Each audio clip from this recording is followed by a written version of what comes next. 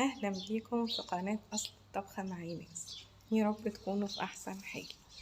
النهاردة هنعمل مع بعض حلو بطريقة بسيطة وسهلة، وتقدري إن انتي تغيري المكونات بتاعتك زي ما انتي عايزة. هنعملها بالشعرية والبسكوت، وممكن طبعا نستبدل الشعرية بالكنافة المحمرة. هنعملها بطريقة جميلة وسهلة، ويلا بينا نشوفوا مقاديرنا عن مقدار من الشعرية. ممكن يكون ربع كيلو، وممكن انتي تستبدليها بالكنافة المحمرة زي ما قلتلك، واي نوع بسكوت انتي بتفضليه. هجيب معايا المقدار بتاع الشعرية، وابتدي ان انا احمرها في سمنة او زيت زي ما انتي عايزة. وبعد ما بحمرها بحط لها شوية مية صغيرين تستوى بس كده فيهم، مش كتير. وهي طبعا مش بتغيب معايا على النار، هي تسويتها بسيطة. بعد ما بتستوي كده معايا بركنها على جنب. وبعد كده في طاسة تانية بجيب كوباية من السكر، وابتدي ان انا اعمل الكراميل. عبال ما الكراميل بتاعي يبتدي ياخد لون شوية، بكون محضرة كوباية لبن، ومعاها كوباية ونص من النشا، وابتدي ان انا اقلبها. الكراميل ده اقتصادي، انت ممكن تعمليه بالكريمة، بس طبعا علشان احنا عايزين نكون اقتصادي عملناه باللبن ومعلقة ونص بس من النشا. دلوقتي الكراميل خلاص اللون بتاعه بقى مناسب معايا. حطيت له معلقة صغيرة من السمنة وقلبتها، وبعد كده هبتدي ان انا احط اللبن اللي انا دوبت فيه النشا. وانتي بتعملي الخطوة دي يبقى على مهلك علشان الكراميل ما يحرقش ايديكي. بعد كده بتأكد ان الشعرية معايا استوت زي ما انت شايفة كده، بطفي عليها واكون جبت الكريم كراميل، استناه يهدى كده شوية عشان ابتدي ان انا اصفيه، ما يبقاش فيه اي تكتلات من السكر تكون ما دابتش. عشان اتأكد منها بصفيها. الخطوة دي برضو مهمة معاكي. بعد ما بيكون بالشكل الانسيابي بتاعه ده، بحطه بعد كده على جنب. ده بيكون الشكل النهائي بتاعه، بيكون القوام بتاعه زي ما انت شايفه كده. والقوام ده براحتك، انت حابه ان انت تخففي شويه بتحطي شويه ميه او لبن، حابه القوام ده يبقى تمام. بعد كده هبتدي ان انا اشتغل في الكريمه.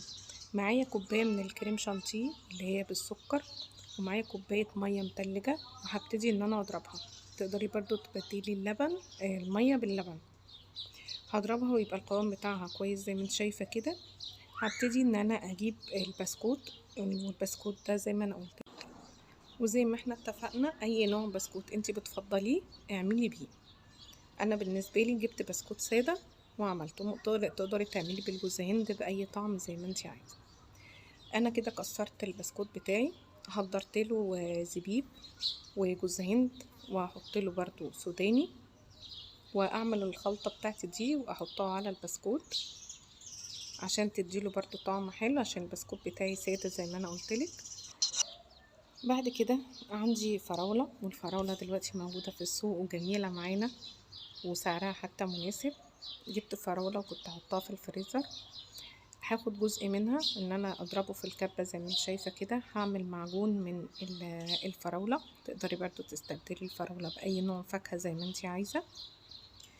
بعد كده هبتدي ان انا اكون مجهزه مكوناتي معايا كلها، البسكوت والكراميل ومعجون الفراوله والشعريه اللي انا سويتها. احط لها معلقه من جوز الهند وهقلبها.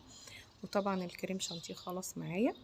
هبتدي بعد كده ان انا اجيب الكيس الحلواني، واحط معايا الكريمه عشان تبقى سهله عليا في توزيع الكريمه. واجيب بعد كده كاس او طبق، او شوفي انت تحبي تعملي في ايه. هاخد جزء من البسكوت احطه في القاع تحت، واجيب كراميل واحط عليها. وبعد كده اجيب كيس الحلواني واحط الكريمة. هتبقى معايا طبقة بسكوت وطبقة كريم، طبقة الكريمة. وبعد كده طبقة من الشعرية زي ما انا قلتلك انت ممكن تستبدليها بالكنافة. وبعد كده هحط طبقة تاني من الكراميل، كريم الكراميل اللي احنا عملناه سوا. ومن معجون الفراولة هبتدي ان انا احط. يعني الطبقات دي بتاعتك انتي، شوفي انتي حابة تبدأي بايه، وتبدأي ان انتي تحطي المكونات بتاعتك كلها ورا بعضها، ويبقى بين كل طبقة وطبقة بتحط لها الكراميل، بتحط لها الفاكهة اللي انتي عايزاها، ومعايا الكريم شانتيه احطه برضو معاها. هزود معايا من البسكوت برضو في عدد الطبقات. وبعد كده كان عندي من نفس نوع البسكوت انا كسرته اصغر شوية، عشان ده انا كنت عايزة احطه كده على الوش عشان يبان ان انا حاطة بسكوت كمان من تحت. وبعد كده ببتدي ان انا اعمل الكريمة تاني.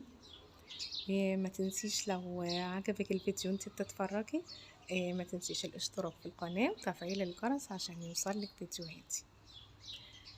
بعد كده هبتدي ان انا احط على الوش برضو جوز هند وزبيب وسوداني، واحط برضو من الكراميل عليها. وبكده يكون الكاسات بتاعتنا بقت جاهزة كلها زي ما انت شايفة كده. انا في كاسات انا حاطه على الوش بتاعها الكراميل، وفي كاسات تانية انا حاطه عليها معجون من الفراولة زي ما انا قلتلك. خففته شوية وعملته صوص. واتمنى ان الحلو اللي احنا عملناه يكون بسيط وسهل عليكي، واتمنى اشوفكم في فيديوهات تانية.